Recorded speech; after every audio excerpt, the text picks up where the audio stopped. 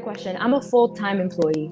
I'm a mom of 3. I have 2 toddlers and an infant. It's never a dull moment here at my house. So I have a very creative side to me.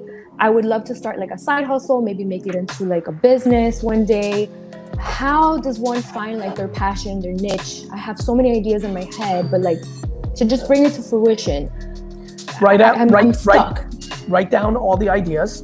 Mm-hmm. And if you've got 17 of them, since 17 seems to be your lucky number this month, with being the 17th go token, do that one. Or do what I told Danny, put all, on a dartboard, or write them all down, cut up the papers, crumple them up, put them into a hat, pull one out, and just do that. What people don't understand is when they say I have all these ideas, how do I choose one? They're really, really hiding. Yeah. They're hiding.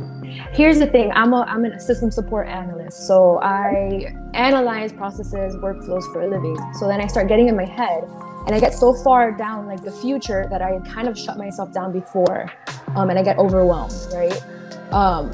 So that's kind of my struggle. Like you said to Joanne, I live in the know, in the world of no, and like what ifs. And until I guess I jump into something, I just can't make up my mind. It's scary. It's very scary, especially being, a mom of 3.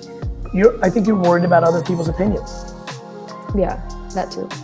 That's for sure. No, that. All the other shit you just said is not true compared to the part we're talking about now. Okay. So you have to understand, the reason I do well in this format, or like people, who watch this, I see a lot of first timers in the comments being like, fuck, how does he know? It's not that I know everything or that I have intuition, and there's just not that many rules in life. Go ahead. I'm sorry, like you say, scratch the itch, right? So I have a lot of ideas or inventions, I guess, in my head, and then I look into it and it's already out there. So how does one deal with that? I don't want to reinvent the wheel, but... There's no such thing as reinventing the wheel. Everything that's ever been big has already happened. Yeah. So Tesla didn't invent cars. Netflix didn't invent television. I didn't launch the first NFT project. First has nothing to do with you. Okay. You're looking for reasons to say no. Yeah. Because you don't want to do it because you're worried about what people will think if it fails. Yeah. There's 100%. Nothing else. I know.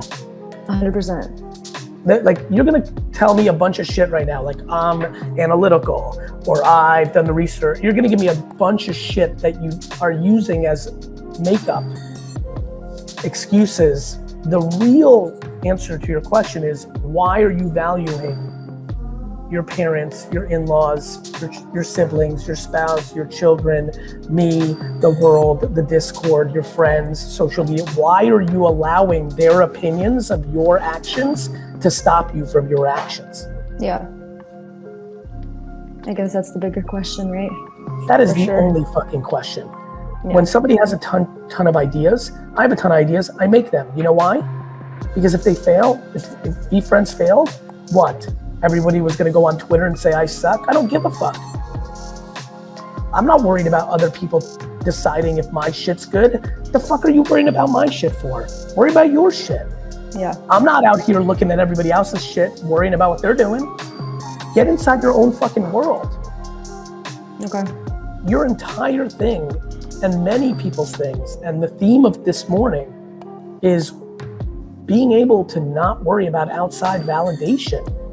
Too many people were parented and grew up in circumstances where they lived for outside validation. Outside validation is poison. It leads to insecurity and non-action. You know what else it leads to? Ego. One of the most beautiful things in the world is humility. I always tell people, do not confuse my conviction and my passion for lack of humility. I'm pure humble. You know why? I don't think everything I'm gonna do is gonna succeed. I'm pure, the other thing is, now that I'm at this point in my career where everyone's saying all these lovely things about me in the comments, they don't make me think I'm special. I don't think I'm more special than any fucking person in this chat right now. I don't. I'm not saying that to like say it. I just don't believe it. I don't believe it. Some people feel like the way they can motivate themselves is by putting themselves out there. So for example, I remember before I figured out how to get healthier by hiring my full-time trainers, I remembered always having the desire to like tweet out, hey guys, I'm 186 pounds with no muscles. This was the truth back in the day. I'm 190 pounds with no muscles, and I'm gonna be at 155 by April 13, hold me accountable. So I would talk to put pressure on myself. As a matter of fact, I would argue in the macro I did that. I'm gonna buy the New York Jets. That's putting myself in a lot of pressure. Now I enjoy that process more than losing weight or being healthy. So that's a different version of that. But I think some people talk to put pressure on themselves for action, though I think that tends to not work. I think most people talk because they're insecure and they use it as a disguise to not do. They feel like by saying they're gonna do, it kind of smoke signals and kind of makes people look over here, see, and it just becomes the talking. I think a lot of people don't know what they want. And that is because I think one of the great legacies that I'd like to live is to make happiness the ambition. And I know it's very fluffy, but I actually really mean it. And here's what I mean by that. I think a lot of people don't know what to do because they actually don't genuinely like to do things that make money. But they're so told by society that that is the requirement for success that they confuse themselves that money equals success, not happiness equals success. And so I think a lot about that. But I mean, I think a lot of it has to do with insecurity. I think a lot of it, insecurity or pseudo motivating themselves. Nikita's calling back from the podcast the other day. Yeah. Yeah, thank you. You know? Yeah. I think about it a lot too. I think I've started thinking a lot about that action because I think I always wonder why I only started talking after I did things. I do it a lot. I only talk about TikTok or Snapchat or LinkedIn after I proved it to myself. I actually am petrified to over talk and under deliver outside of one super North Star of and that's why I created clarity over the last 3 or 4 years. The chase of the Jets is what I'm enjoying. Great. Yeah. Let me just say real quick too. You can say anything.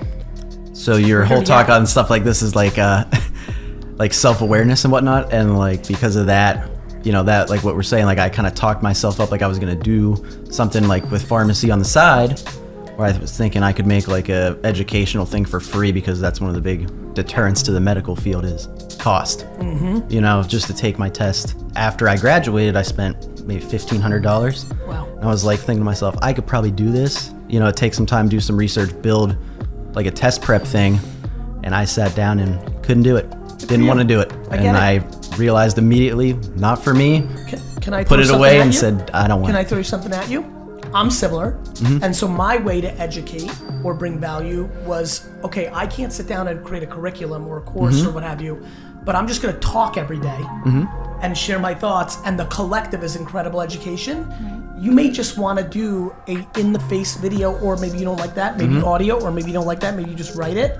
You may want to not go for the grand, let me boil the ocean and make a course. What you may want to do, and this is what I love about content, is you may just want to put it out daily, random thoughts, 2 cents that may help you on something that I wish was available to me. I am actually the human that I wish existed when I was 7. Just so everybody understands what's really deeply running within me was I didn't have a contemporary, fun, easygoing, like competitive yet fun, lighthearted but fucking motivated entrepreneur to look up to. When I was a kid, businessmen looked stodgy as fuck and went to Harvard or nerdy when Bill Gates hit the scene, So I'm like manifesting the person I wanted to look up to. Like I would have fucking been the biggest Garyvee fan at 11. I know that. I know that to be true, and you may be able to do that for the 15-year-old you. When they say you're shit, you're not sad. When they say you're great, you don't get a big head. Absolutely. Stop, Monica, stop. What are they gonna say? That's stupid? You know what people are gonna, do you know who tells you, the people that tell you negative things about your thing are just people that are sad that they're not doing it. Yeah, no, that's true. It's true. Because when I do something, then they start asking, oh, how'd you do it? I get it. Please, Yeah. please just do it.